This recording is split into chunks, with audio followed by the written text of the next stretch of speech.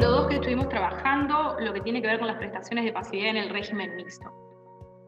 Como ya hemos abordado, mucho de lo que vamos a estar trabajando hoy viene de lo que estuvimos trabajando en el módulo 1, ¿no? Donde estuvimos conceptualizando un poco lo que tiene que ver con cómo fue la historia de la creación del sistema de seguridad social en Uruguay, cuáles son las organizaciones que se fueron gestando históricamente y lo que tiene que ver con la creación del Banco de Previsión Social.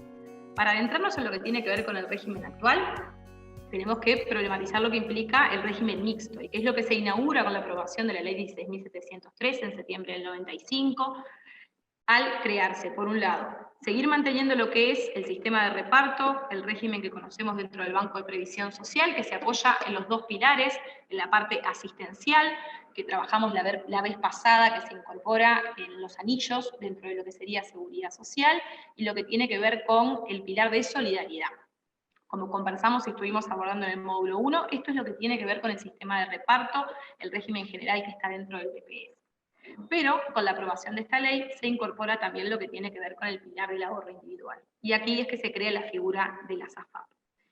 Si aterrizamos lo que tiene que ver con estos contenidos en términos de las prestaciones y en lo institucional específicamente, entramos dentro del módulo en la conceptualización principalmente de dos cuestiones. Abordamos lo que tiene que ver con jubilaciones y pensiones, y luego lo que tiene que ver dentro del ahorro individual, cuáles son las prestaciones, cuál es la renta que se genera por las AFAP. Cuando pensamos en el sistema en la actualidad, tenemos que tener en cuenta que con la aprobación en el año 95 de la Ley 16.713, además de crearse el régimen mixto y de incorporar al sistema lo que es el pilar de ahorro individual y con él las AFAPs, se modificó también lo que tiene que ver con las leyes jubilatorias. Si recordamos el régimen previsional anterior, antes de que estuviera implementada esta ley, la causal jubilatoria estaba marcada por lo que determinaba el acto institucional número 9. El acto 9, aprobado en el 79, tenía distintas causales jubilatorias, entre las cuales estaba diferenciado la edad y los servicios que se pedían para la mujer y para el varón. Las mujeres en ese entonces se podían jubilar con 55 años de edad. Al implementarse la ley 16.713, la edad mínima para la jubilación común se unifica en los 60 años. Pero se empieza a solicitar, además de unificar esto, lo cual se fue implementando de manera progresiva, requerir que para la jubilación común ambos sexos tuvieran que tener 35 años de trabajo.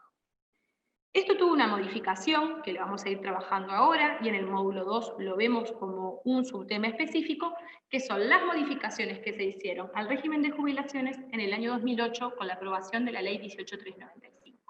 Esta ley lo que hizo fue modificar y generar nuevas causales y nuevas prestaciones, que lo que hacen es modificar artículos de la Ley 16.713.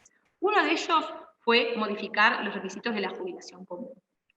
Se pasó de 35 a 30 años de trabajo para esta jubilación.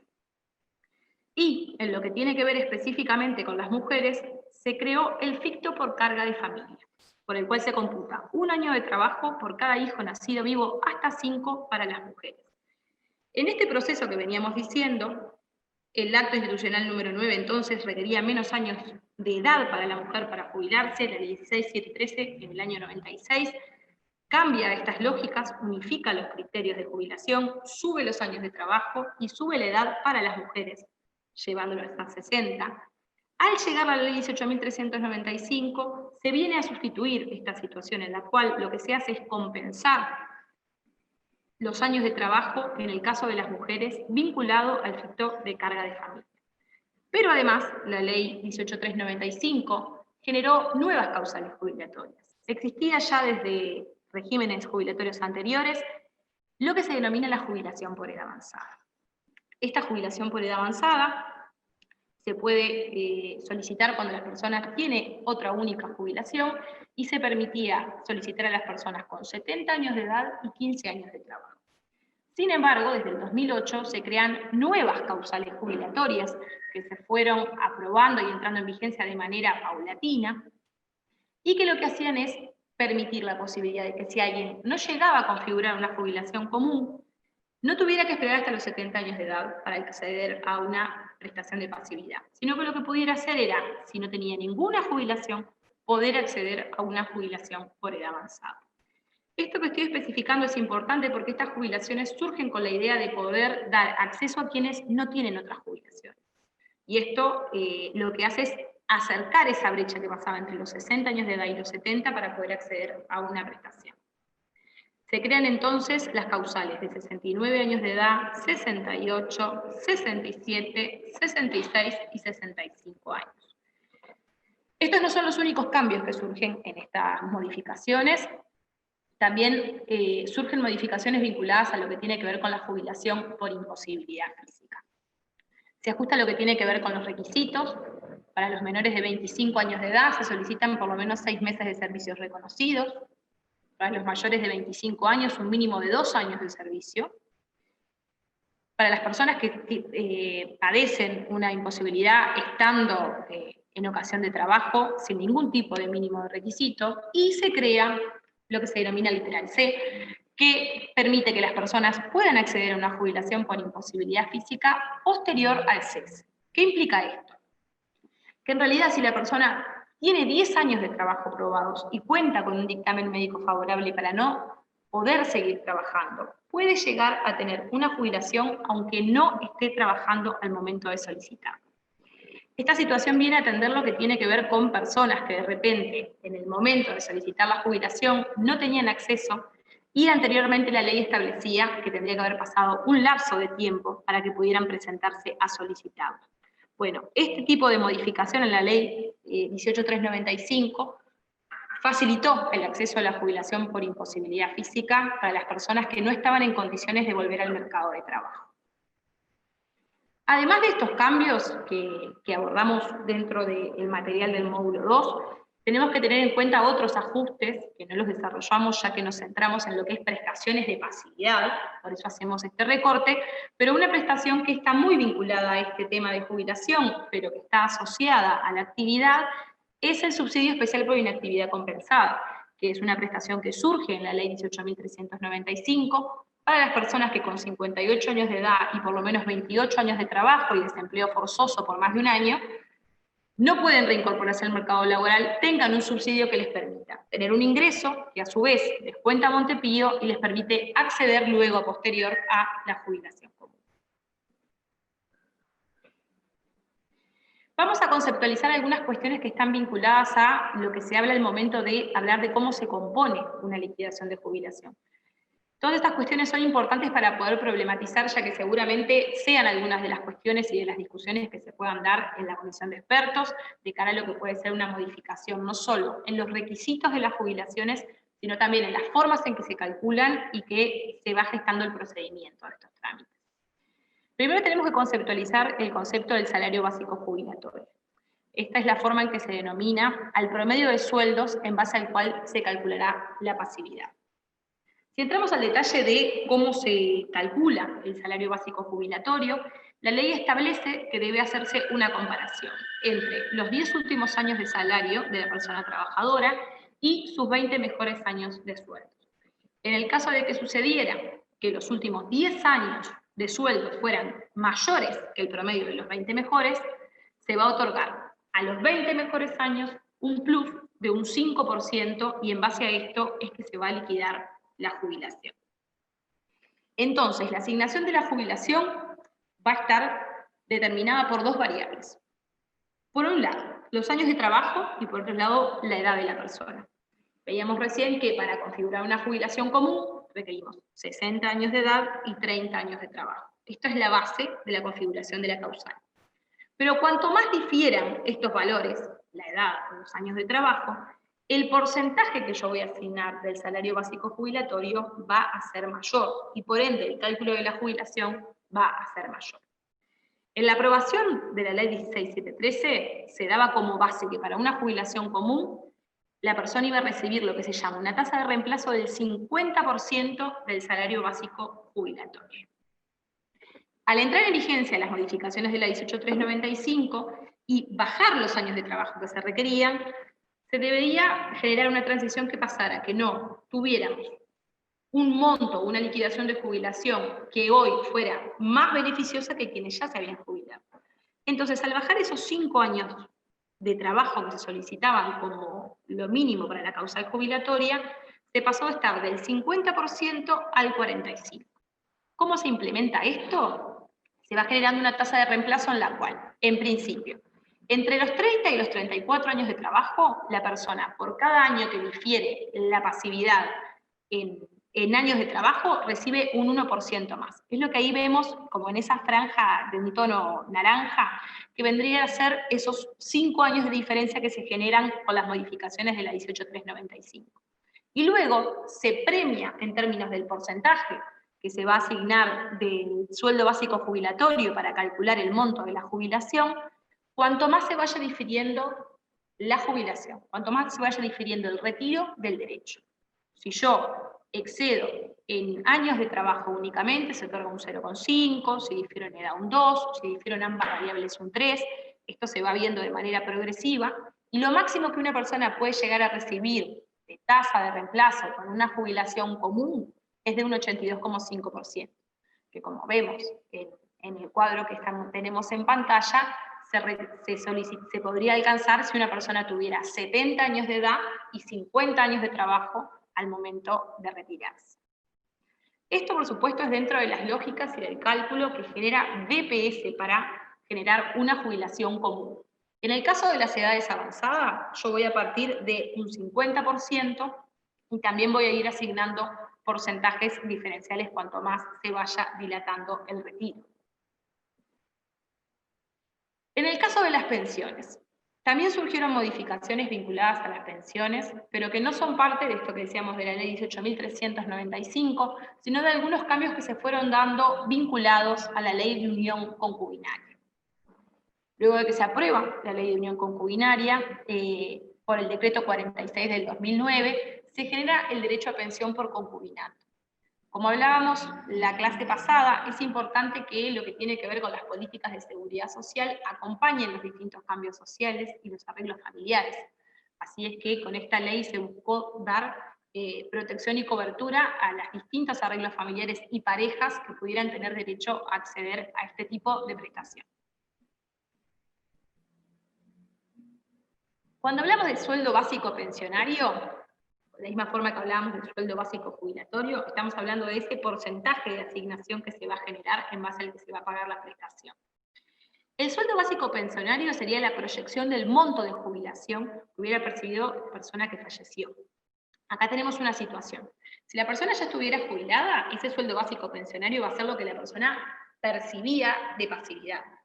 Pero en el caso de que la persona haya fallecido en actividad, la jubilación que se le va a proyectar va a ser un sueldo básico jubilatorio de una tasa de reemplazo del 65%. ¿Por qué? Este es el porcentaje que se otorga en los casos de jubilación por incapacidad. Si la persona falleció trabajando, se estima, se da por establecido que hubiera podido percibir lo que es una jubilación por incapacidad, ya que falleció trabajando, y entonces el porcentaje sobre el que se va a tomar de la asignación jubilatoria es un 65%. Luego de haber proyectado esta jubilación, es que yo voy a calcular cuánto sería la pensión de esa persona. Y eso va a diferir según lo que tenga que ver con la composición del núcleo familiar. Hablábamos en la primera clase de que cuando pensamos quiénes son las personas que están amparadas por el régimen de seguridad social, no solo hablamos de individuos, también hablamos de familias. Entonces, en este caso, en las pensiones, para pensar cuál es la tasa de reemplazo de esa pensión, tenemos que pensar en términos de la composición del núcleo familiar. Se les va a asignar entonces un porcentaje de sueldo básico pensionario por la persona fallecida y según el grado de parentesco y la composición del núcleo familiar, sin quien va a percibir la prestación era una persona viuda, fallecida. Acá también tiene que ver a la legislación actual el género de la persona que sobrevive. No es el mismo el tope de ingresos para generar esta prestación para hombres que para mujeres. En base a la composición del núcleo, si tiene menores a cargo, personas con discapacidad, etcétera, es que se va a calcular qué es lo que se va a percibir en cuanto al porcentaje de esa pensión.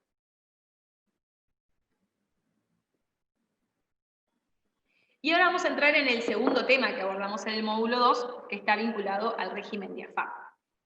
Cuando nosotros estamos hablando de lo que tiene que ver con las jubilaciones por BPS, siempre se dice que es como bastante fácil establecer, dentro de las lógicas del cálculo, cómo es que se va a generar esa prestación. Sin embargo, dentro del régimen de AFAP, los aportes que realizan las personas para su ahorro individual deducen montos para distintos fines, por lo que poder proyectar lo que es el monto de una renta presenta otro tipo de dificultades.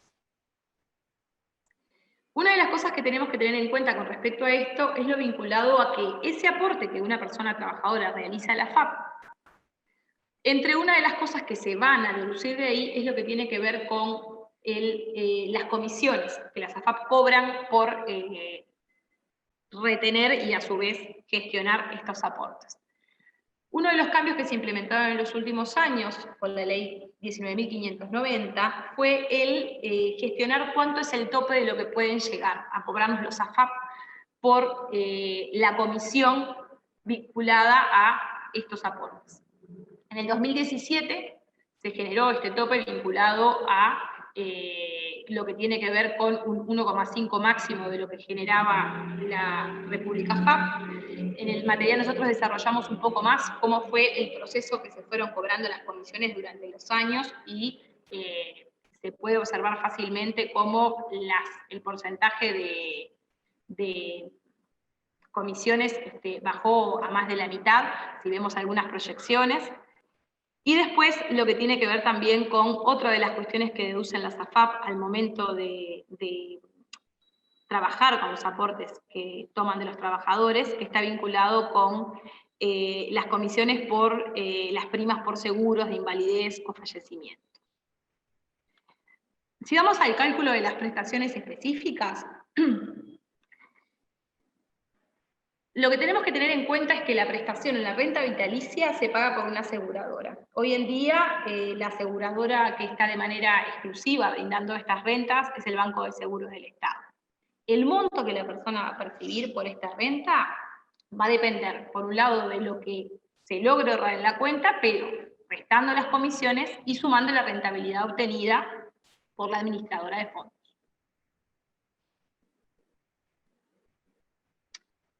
Decíamos, hoy en día, que nos va a brindar esa renta es el Banco de Seguro del Estado, por lo que al momento de que la persona se jubila y está amparada por el régimen mixto, lo que va a hacer la AFAP es vertir ese dinero ahorrado al Banco de Seguro del Estado, que es quien va a pagar esa renta. Si tenemos en cuenta en líneas generales cuáles son los parámetros con los que se calculan, trabajamos en el material del curso lo que tiene que ver, por un lado, algo que problematizamos en el segundo foro del módulo 2, vinculado a las tablas de mortalidad. Trabajamos en el último foro del módulo 2, lo que tiene que ver con las tablas unisex. Una cosa que problematizamos era cómo podía significar si para las mujeres no existía una tabla única de mortalidad, una sobrecarga vinculada a que la expectativa de vida de las mujeres es mayor, y que esto haría que si el cálculo que se realiza es específicamente llevando a los años de expectativa de vida dos personas, un hombre y una mujer, con los mismos ahorros, la mujer hubiera percibido una menor renta. Al poder aplicar lo que tiene que ver con las tablas de mortalidad unisex, a las mujeres no se las penaliza por esa perspectiva de vida. Luego, lo que tiene que ver con las tablas de probabilidad de generar derecho a pensión. Y por último, la curva de rendimiento, que refleja la tasa de interés exigida a la aseguradora por continuar administrando los ahorros mientras se va pagando la jubilación mes a mes. Bueno, esto es más o menos un repaso de lo que estuvimos trabajando en el módulo 2. Si no han participado todavía de los dos foros del módulo, yo les invito a hacerlo. Es importante que podamos trabajar en esos espacios de discusión.